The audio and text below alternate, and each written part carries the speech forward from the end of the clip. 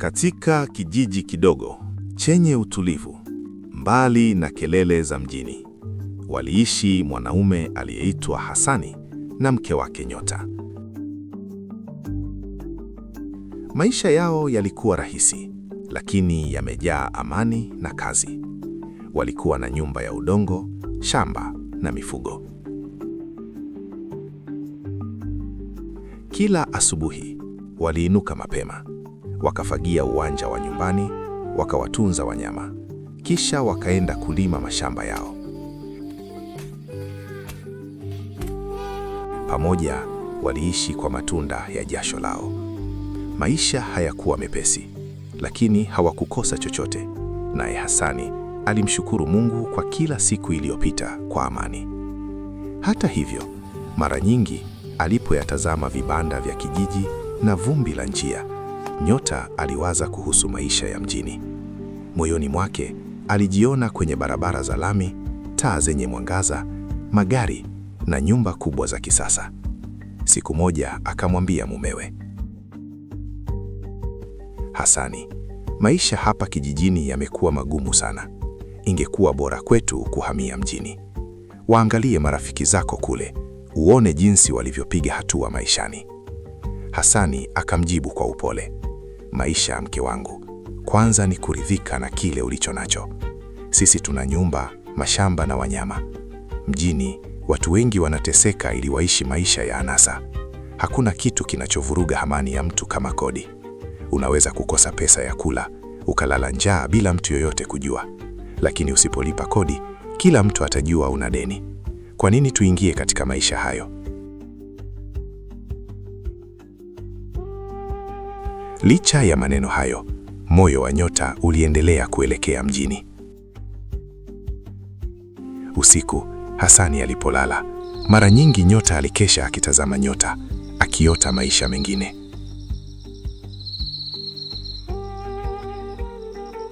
Siku zikaendelea hivyo. Nyota akaendelea kusisitiza tena na tena, akimkumbusha Hasani mafanikio ya marafiki zake wa mjini na kulinganisha hayo na maisha yao ya kawaida kijijini. Kama tunavyojua nguvu ya maneno ya mke juu ya moyo wa mume, Hasani mwishowe akakubali. Siku moja hatimaye alikubali. Wataondoka kijijini na kwenda kujaribu bahati yao mjini. Basi wakafanya uamuzi mkubwa: kuuza nyumba yao, mashamba yao na mifugo, kukusanya pesa yote walioweza na kujiandaa kwa mwanzo mpya, bila kujua kilichokuwa kinawasubiri upande wa pili wa barabara.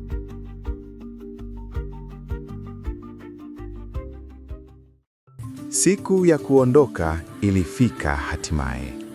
Jua lilikuwa linachomoza taratibu juu ya kijiji, lakini kwa Hasani na Nyota ilikuwa asubuhi iliyojaa maswali. Walikuwa wameuza nyumba yao, mashamba yao na kundi lao la mifugo. Kila walichokuwa nacho sasa kilitosea katika masanduku machache na mifuko michache. Nyuma yao waliziacha kumbukumbu zao. Mbele yao maisha yasiyojulikana yaliwasubiri. Majirani walikuja kuwaaga.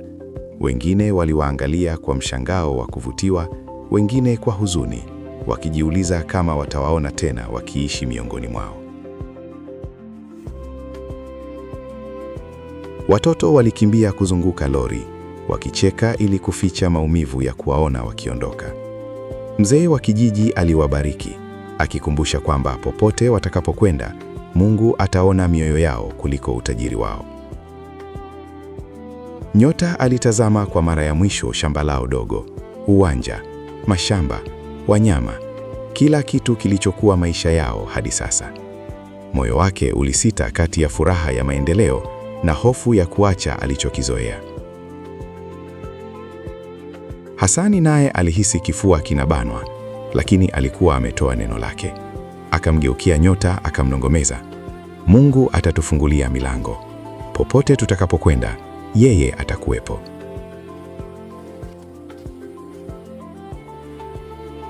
Wakapanda pamoja kwenye lori la usafirishaji, nalo lori likaondoka taratibu kutoka kijijini katika wingu la vumbi jekundu. Ishara za kuagana zikazidi kuwa ndogo hadi zikapotea nyuma ya vilima. Safari ya kwenda mjini ilikuwa ndefu.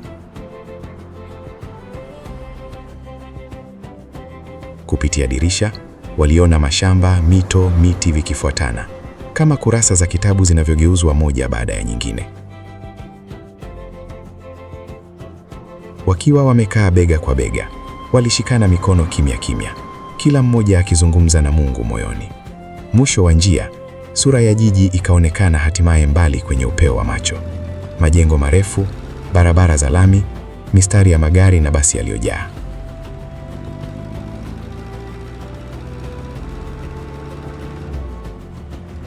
Lori lilipoingia mjini, kila kitu kilionekana kwenda haraka zaidi. Honi, makelele ya wauzaji, mlio wa injini na mwanga wa mabango ya matangazo. Utulivu wa kijiji ukapisha msongamano wa maisha ya mijini. Kwa pesa waliotoka nayo kijijini, Hasani na Nyota wakapangisha nyumba ndogo katika mtaa wa kawaida na wakafungua duka dogo kando ya barabara. Walikuwa mbali na mashamba yao na nyumba yao ya zamani, lakini mioyo yao ilikuwa imejaa matumaini. Kwao, huo ulikuwa mwanzo wa maisha mapya mjini, ambayo bado hawakuwa wameijua gharama yake.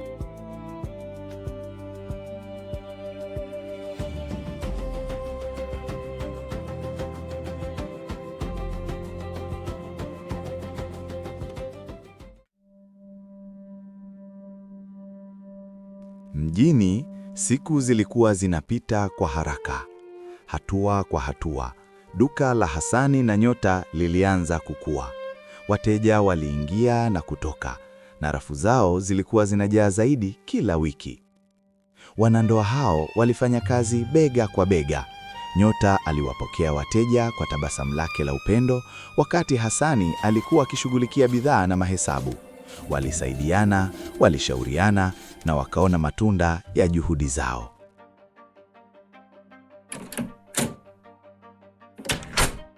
Baada ya miaka miwili ya kazi ngumu, Mungu aliwabariki. Walifanikiwa sana hadi wakaweza kununua gari la biashara kwa ajili ya kusafirisha bidhaa zao. Kwao, hiyo ilikuwa hatua kubwa sana. Gari hilo lilizunguka barabara za mjini na vijijini, likisafirisha bidhaa, likileta mapato mapya na kuwawezesha kupanua biashara yao.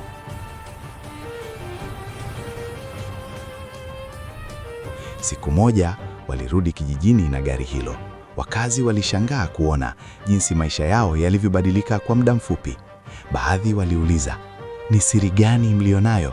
Mmefanikiwa vipi kwa haraka hivi?" Hasani alijibu kwa unyenyekevu, "Maisha yanawezekana kila mahali.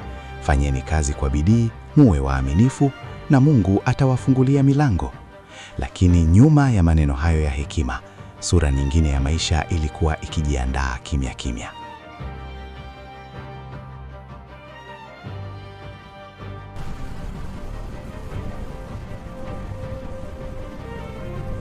Muda mfupi baada ya kurudi mjini, habari mbaya iliwapiga kama radi.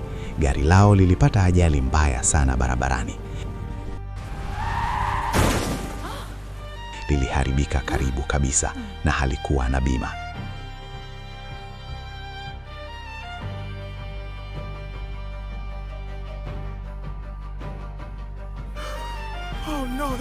Ilikuwa pigo kubwa kwa Hasani na Nyota.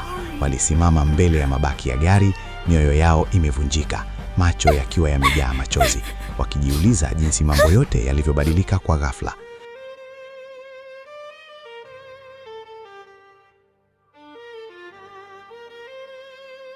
Kana kwamba hayo hayakutosha, wiki moja baadaye, jaribu jingine likawapiga.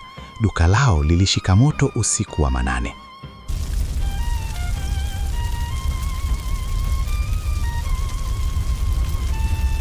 Ndani ya masaa machache, kila kitu walichokuwa nacho ndani kiligeuka majivu. Bidhaa, akiba, miaka ya kazi, yote yaliteketea kwenye moto. Majanga mawili, moja baada ya jingine.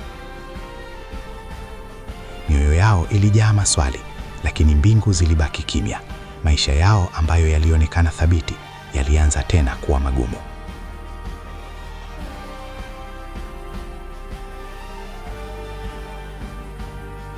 Kurudi kijijini kungekuwa fedheha kubwa, kwa sababu walikuwa wameuza kila kitu kule ili kuja kuishi mjini.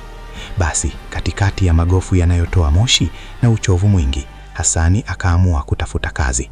Hakuwa bado anajua kwamba njia hii mpya ingempeleka kukutana na mgongano mkubwa zaidi wa dhamiri yake.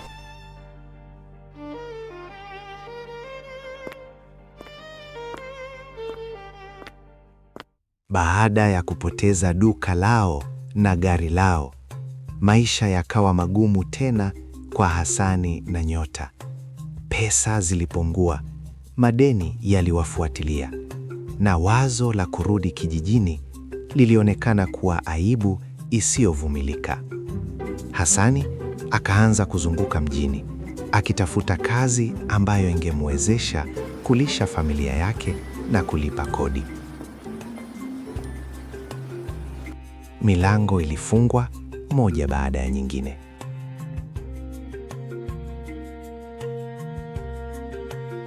Siku moja, rafiki yake aitwaye Kiza akamwambia kuhusu kampuni ya kutengeneza majeneza ambayo yeye alikuwa akifanya kazi.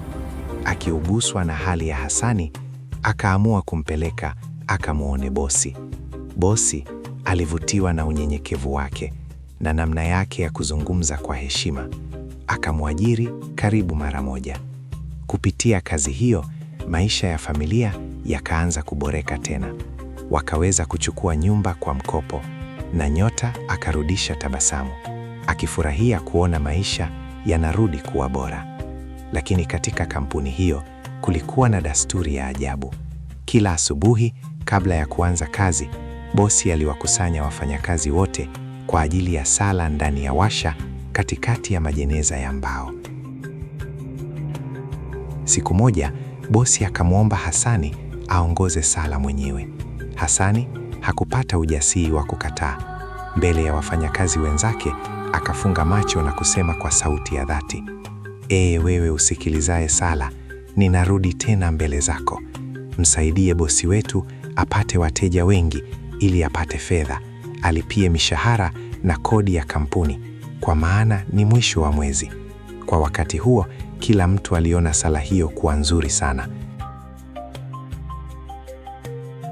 Lakini aliporudi nyumbani siku hiyo, dhamiri ya Hasani ilianza kumsumbua sana. Mke wake akamuuliza kama kulikuwa na tatizo kazini. Akasema tu alikuwa amechoka, bila kuthubutu kusema kilichokuwa kinamuumiza moyoni. Siku iliyofuata kazini, wakapokea simu ya dharura. Ajali mbaya ilikuwa imetokea na walihitaji majeneza 50. Wakaanza kazi bila kupumzika. Bosi akiwa ameridhika na mauzo, akampa Hasani bonus ya fedha kwa kumshukuru kwa sala aliyofanya. Lakini badala ya kufurahi, Hasani akazidi kuchanganyikiwa. Akajiuliza, je, nimemwomba Mungu atume vifo ili tupate kazi?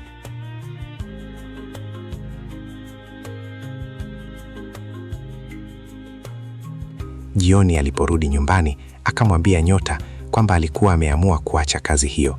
Nyota akashtuka. Kila siku watu wanakufa, ufanye kazi pale au la? Akasema, huwajibiki kwa ajali hizo. Labda sala yako ilimsaidia bosi kupokea tu simu hiyo. Acha mawazo hayo, rudi kazini. Lakini Hasani alihisi ndani kabisa kwamba hangeweza kuishi kwa faida inayotokana na vifo vya wengine. Akaeleza kwa utulivu kwamba angechagua kukabiliana na umaskini kuliko kuisaliti dhamiri yake. Siku iliyofuata akarudi kazini kuwasilisha barua ya kuacha kazi. Bosi alijaribu kumweleza kwamba kazi yao pia ilisaidia familia zilizo katika maombolezo kuwazika wapendwa wao kwa heshima. Kiza, rafiki yake, akamsihi afikirie tena kwa sababu kupata kazi nyingine mjini ingekuwa vigumu sana. Lakini Hasani alibaki imara, akaamua kuacha kazi hiyo na kurudi nyumbani mikono mitupu. Mke wake akakasirika tena, akamdhihaki mbele ya rafiki yake kana kwamba alistahili kurudi kuishi kijijini. Ndipo kwa upole lakini kwa uwazi, Hasani akajibu, mimi ninaridhika sana na maisha ya kijijini. Ni wewe ndio ulinivuta katika mzunguko huu wa maisha ya mjini. Na hivyo, hata kama hali yao ya kifedha ilianza kuwa mbaya zaidi, Hasani alikuwa amechagua kusikiliza dhamiri yake. Hakuwa bado anajua kwamba uamuzi huo ungempeleka kwenye majaribu kubwa zaidi, lakini pia kwenye funzo la kina kuhusu utajiri wa kweli. Baada ya kuacha kazi katika kampuni ya majeneza, maisha ya Hasani na Nyota yakawa magumu tena. Pesa zikakosekana, bili zikazidi kuongezeka, na deni la nyumba likawasukuma mabegani kama jiwe zito. Kwa miezi mingi, Hasani alitafuta kazi mjini. Alibisha milango mingi, lakini mara nyingi aliambiwa hakuna nafasi au wangeita baadaye. Hatimaye akapata kazi ya udereva katika kampuni ya uokoaji na uvutaji wa magari. Alipaswa kuendesha gari la kuvuta magari, tow truck, ili kusaidia magari yaliyoharibika barabarani. Kwa kazi hiyo mpya, akaweza tena kulipa kodi ya nyumba na kuhudumia mahitaji ya familia yake. Kwa muda fulani, ajali barabarani zikawa nyingi. Kila simu ilikuwa kazi na kila kazi ilikuwa mshahara. Bosi wake aliridhika sana naye na mwishowe akamteua kuwa msimamizi wa madereva wengine wote. Maisha yao yakabadilika tena na yakaanza kuimarika. Hata wakapata mtoto wa kiume, wakamuita Akili. Kwa Hasani, hilo lilikuwa furaha mpya, ishara kwamba Mungu hakuwa amewaacha. Lakini siku moja mambo yakageuka. Kwa mwezi mzima hakukuwa na ajali hata moja barabarani. Hakukuwa na simu, hakuna uokoaji, hakuna kazi ya kufanya. Mwisho wa mwezi, Hasani alipokwenda kuchukua mshahara wake, bosi akamwambia kwa ukavu, "Hujafanya kazi, kwa hiyo siwezi kukulipa." Hasani akauliza, "Kwa hiyo bila ajali hakuna malipo?" Bosi akajibu, "Unadhani nini? Unataka nipate wapi pesa ya kulipa bila kazi?" Hasani akahisi hasira ikipanda ndani yake. Akajisemea kwamba kwa kweli maisha yake yalikuwa bado yanategemea misiba ya wengine. Kwanza vifo kwenye kampuni ya majeneza, sasa ajali za barabarani. Akatoka ofisini kwa bosi akiwa ameumia moyo na kuvunjika nguvu.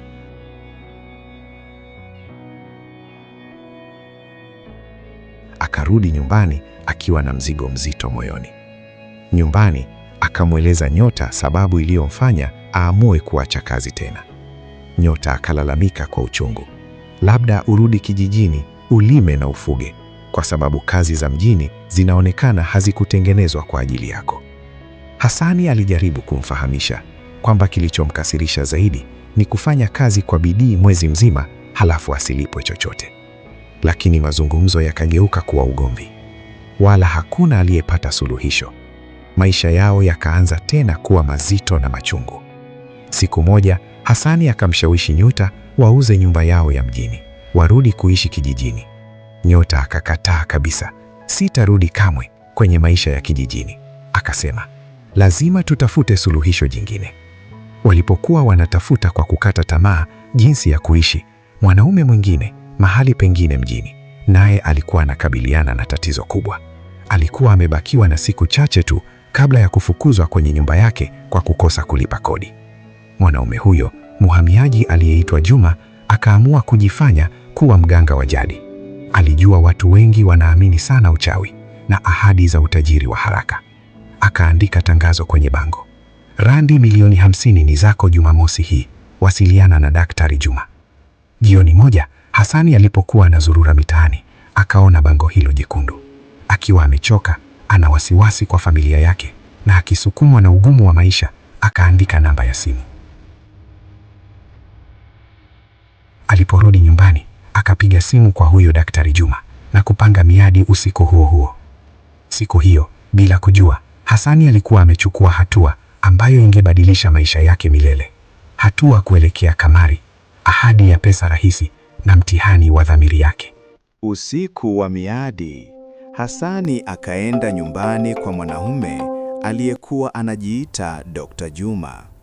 Chumba kilikuwa na mwanga hafifu, kimepambwa kama cha mganga wa jadi, kikiwa na chupa, vitambaa na mishumaa. Hasani akauliza, "Nitalipa kiasi gani kwa kazi hii?" Juma, aliyekuwa anadaiwa kodi ya miezi kadhaa, akajibu kwamba alihitaji Randi 5,000. Hasani akakubali bila kubisha, akitumaini kupata njia ya kutoka kwenye matatizo yao. Juma akamweleza taratibu zake. Alipaswa kucheza mchezo wa kubahatisha, atumie kalamu nyekundu kuzungushia namba, Kisha usiku huo atembee mara 7 kuizunguka nyumba yake bila mtu yoyote kumwona. Kabla ya kumwacha aondoke, Juma akaongeza kauli ya kutisha: baada ya kupata hii pesa, kitu kibaya kitatokea katika familia yako baada ya miaka 5. Hasani akiwa amestuka akauliza, kitu gani? Lakini Juma akasema tu ataeleza baadaye na asijisumbue na hilo kwa sasa.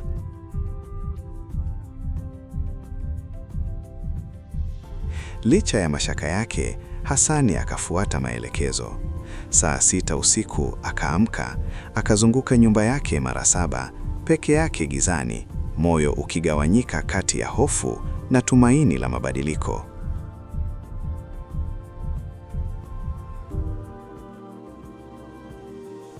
Asubuhi iliyofuata, akaenda dukani kuangalia matokeo ya mchezo.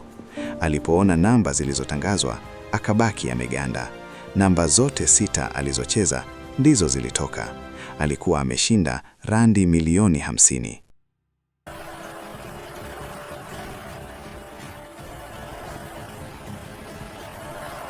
Akiwa amestuka kwa furaha na hofu, akamtumia Juma ujumbe: asante sana Dr. Juma.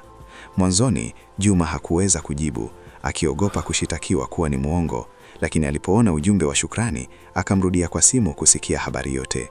Hasani akamthibitishia kuwa kweli ameshinda, akamwahidi kumpa sehemu yake na hata akapendekeza wafungue ofisi ya kusaidia watu wengine. Pesa zikawekwa kwenye akaunti ya Hasani kama ilivyo kawaida kwa michezo hiyo.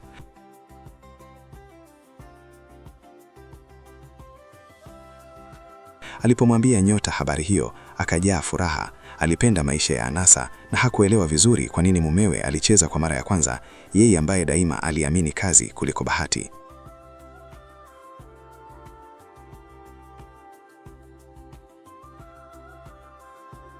Kwa kiasi hicho kikubwa, Hasani alinunua nyumba ya kifahari mjini katika mtaa wa watu wenye uwezo.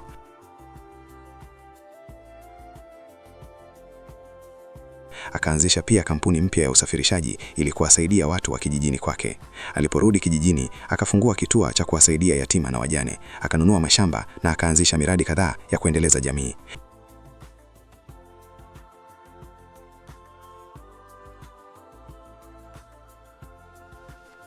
Rafiki mmoja wake akisoma gazeti akagundua kwamba Hasani alikuwa ameshinda randi milioni 50.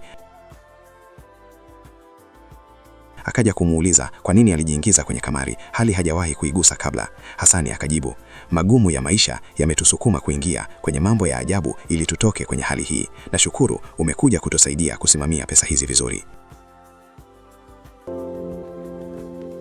Kisha akamkabidhi rafiki huyo Kiiza jukumu la kusimamia mali zake. Kiiza akakubali na wakaanza kufanya kazi pamoja.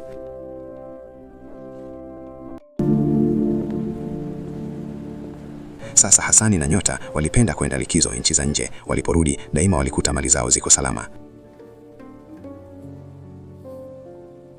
Kwa kuguswa na uaminifu wa rafiki yake, Hasani akamnunulia Kiiza nyumba na gari la usafirishaji la mitumba. Kiiza alipotaka kuoa, Hasani akafadhili hata harusi yote. Licha ya utajiri huo, Hasani alibaki mwaminifu kwenye ndoa yake na aliendelea kuwasaidia wanakijijini. Kila mtu alipokuwa na shida, alijitahidi kusaidia, hasa wanafunzi wasiokuwa na uwezo wa kulipia masomo yao.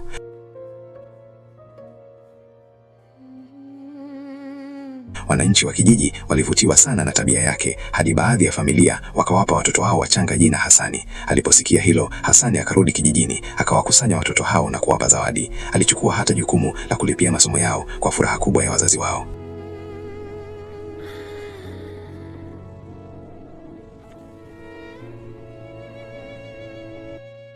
Machoni pa watu wote, Hasani alikuwa amekuwa mfadhili mkubwa, mwanaume tajiri na mkarimu anayeheshimiwa mjini na kijijini pia.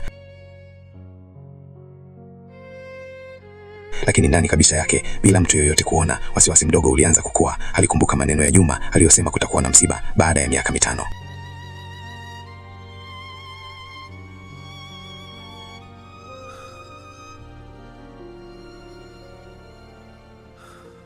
Miaka ikapita.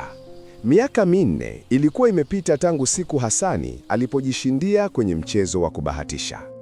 Kwa nje, kila kitu kilionekana kamili. nyumba nzuri, magari, miradi kijijini na sifa ya kuwa mfadhili.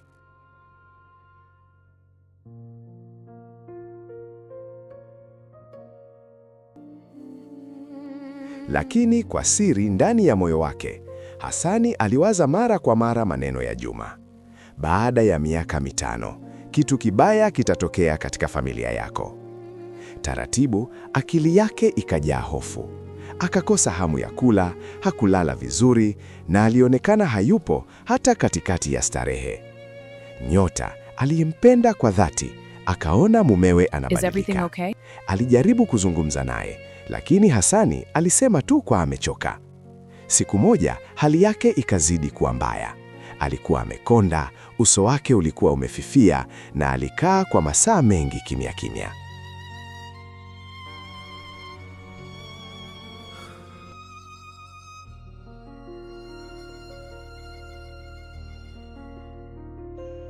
Kwa kuogopa kuwa na ugonjwa hatari, Nyota akampeleka kwa daktari. Baada ya vipimo na kuangalia matokeo, daktari akasema haoni ugonjwa mkubwa. Hakuna VVU, hakuna maambukizi hatari. Akaeleza kuwa ni msongo wa mawazo, mshtuko wa kihisia, moyo mzito usiopata amani. Lakini waliporudi nyumbani, hali ya Hasani haikuboreka.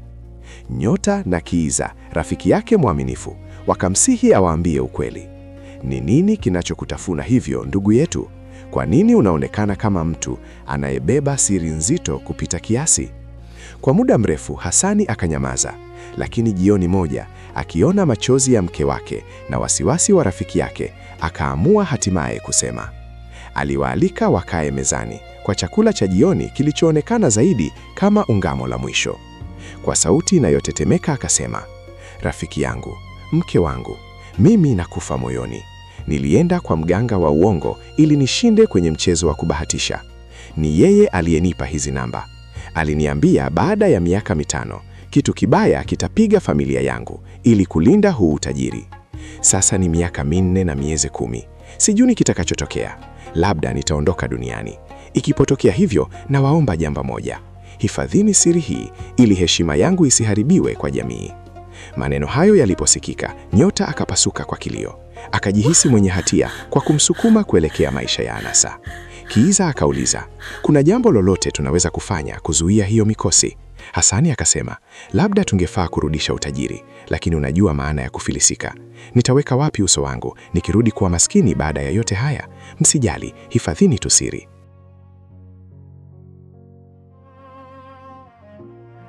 Nyota akilia akasema,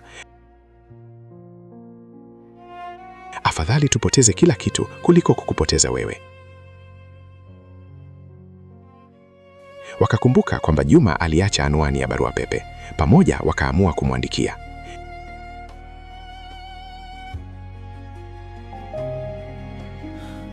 Juma alipopokea ujumbe, aliguswa na akaingiwa na hofu. Akitambua uzito wa udanganyifu wake, akaamua kurudi kumwona Hasani. Siku chache baadaye, akatua nchini na akapokewa na Kiiza uwanja wa ndege.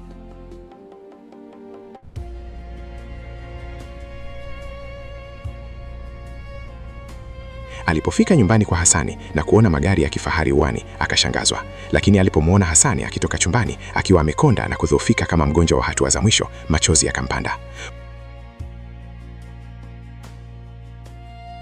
Kwa kweli, akajiambia, furaha haitokani na vitu tunavyomiliki.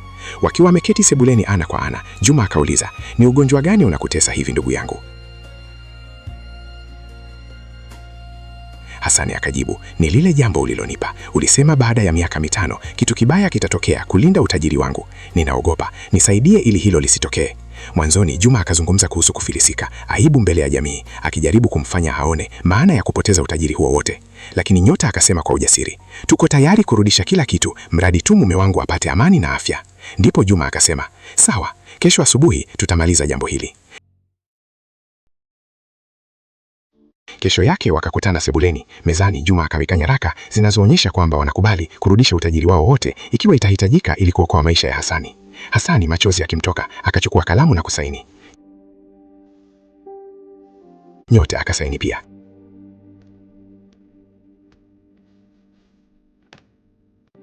Kiiza akala shahidi, akaongeza sahihi yake. Ndipo Juma akasema, kwa kweli, umilele umewekwa katika mioyo ya wanadamu.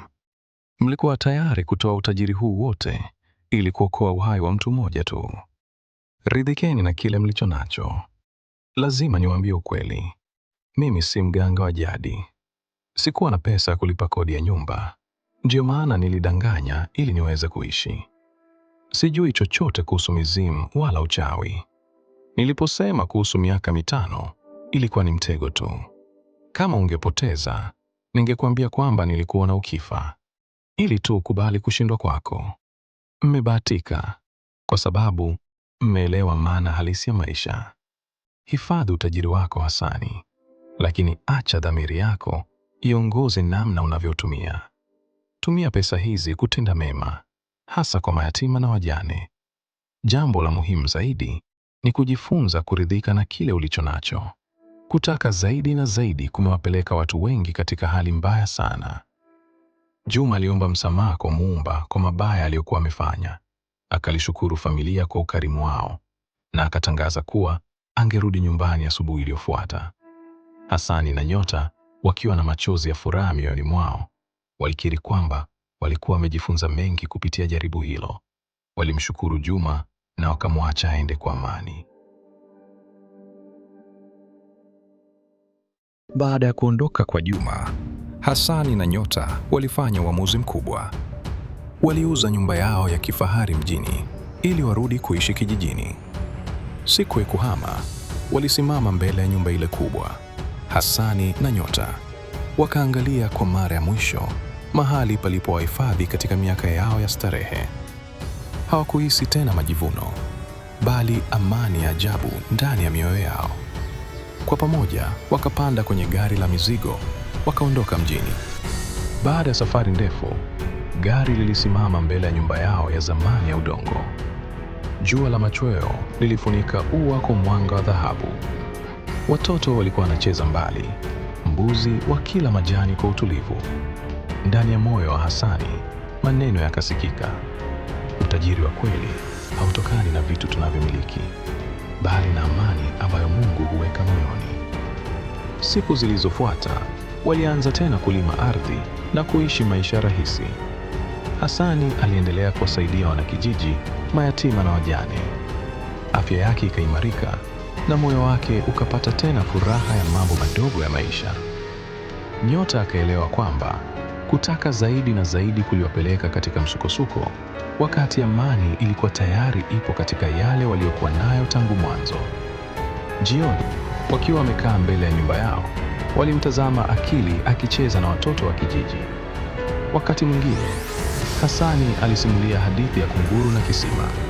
Jinsi kunguru, kwa kutaka zaidi, alipoteza kile alichokuwa tayari nacho. Kisha alikuwa akiongeza, ridhika na kile ulicho nacho. Tamaa ya kutaka zaidi kila wakati inaweza kukufanya upoteze hata baraka ambayo Mungu tayari ameweka mikononi mwako. Hivyo, Hasani na Nyota waliishi maisha rahisi yenye kazi, upendo na kuridhika.